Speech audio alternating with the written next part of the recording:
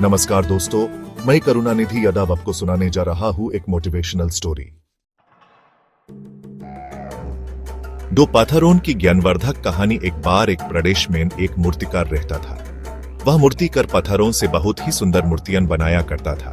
एक दिन उसने मूर्ति बनाने के लिए अच्छे पत्थर की खोज में जंगल जाने का सोचा। उसके अगले ही दिन वह मूर्तिकार अपने मूर्ति बनाने के औजारों के बक्से के साथ जंगल की और निकल पड़ा।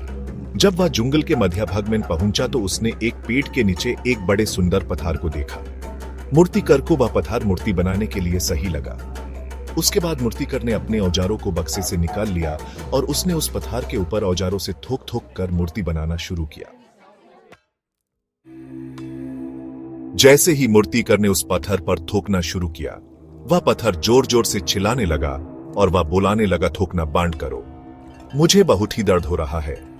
ठोकना बंद करो, मुझे बहुत ही दर्द हो रहा है। यह देखकर मूर्तिकार रुक गया और उस पत्थर से मूर्ति बने बिना दूसरे पत्थर की खोज में आगे निकल पड़ा। कुछ दूर जाने के बाद मूर्तिकार ने दोबारा एक सुंदर पत्थर को देखा। पत्थर को देखने के बाद दोबारा मूर्तिकार ने अपने औजारों का बक्सा खोला। औजार निकले और उस पत्थर पर भी ठोक ठोक कर मूर्ति बनाना शुरू किया। जैसे ही उस मूर्तिकार ने मूर्ति बनाना शुरू किया, उस पत्थर को भी दर्द हुआ, परंतु उसने उस दर्द को सह लिया और वह मूर्तिकार एक सुंदर भगवान की मूर्ति बनाने में सफल हुआ। मूर्ति बनाते बनाते रात हो चुकी थी, इसलिए मूर्तिकार पास के एक गांव में रात गुजारने के लिए चले गया। जब सुबह हुआ तो उसने देखा कि वहां एक सुंदर सा देवी मां का मंदिर बनाया गया है और मंदिर के बाहर बहुत सारे लोग बातचीत कर रहे हैं। तभी वह मूर्तिकार उस गांव के एक व्यक्ति से पूछता है, क्यों भाई, मंदिर के बाहर इतना भीड़ क्यों है? विलेजर मंदिर तो बन चुका है, परंतु मूर्ति कहां से लाया जाए उसके बारे में यहां चर्चा चल रहा है।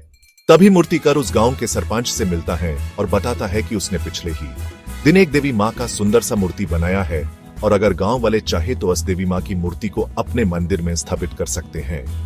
सरपंच और गांव वाले मूर्तिकार की बात से बहुत ही खुश हुए और उन्होंने जंगल से उस मूर्ति को लाकर अपने गांव के मंदिर में स्थापित किया।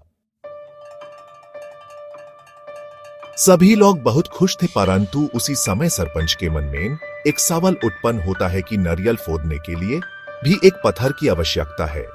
यह सुनते ही मूर्तिकार सरपंच को बताता है कि जंगल के दूसरी और पेड़ के नीचे एक और पत्थर रखा है जिसे आप चाहो तो नारियल फोड़ने के लिए मंदिर में रख सकते हैं। यह सुनने के बाद गांव वाले जंगल में गए और वहां से वह पला पत्थर भी उठा लिए। उसी दिन से उस मंदिर में मूर्तिकार द्वारा बने गए देवी मां मूर्ति की पूजा होने लगी और दूसरी और उस पहले पत्थर पर सभी लोग पूजा के लिए लए हुए नारियल को फोड़ने लगे। उस पत्थर को अब हर दिन नारियल फोड़ने के दर्द को सहना पड़ा था। उस पत्थर ने देवी मां के मूर्ति को दुखी होकर कहा, तुम्हारी किस्मत कितनी अच्छी है कि लोग तुम्हें पूज रहे हैं और मेरे ऊपर सभी लोग नारियल फोड़ रहे हैं। देवी मां, मूर्ति में भी तुम्हारे जैसे एक पत्थर ही थी, लेकिन मैंने मूर्तिकार के द्वारा मूर्ति बनाते समय सभी दुख कष्ट को सहा कर लिया और आज मैं इस जगह पर हूं। उस पहले वाले पत्थर को अपनी गलती का एहसास हुआ, पर अब बहुत देर हो चुकी थी। दोस्तों, आपको यह स्टोरी कैसी लगी? नीचे कमेंट कर अवश्य बताएं। यदि पसंद आई हो तो वीडियो को लाइक एंड शेयर करें तथा इसी प्रकार की मोटिवेशनल स्टोरी सुनने के लिए करुणानिधि यादव यूट्यूब चैनल को सब्सक्राइब करें। धन्यवाद।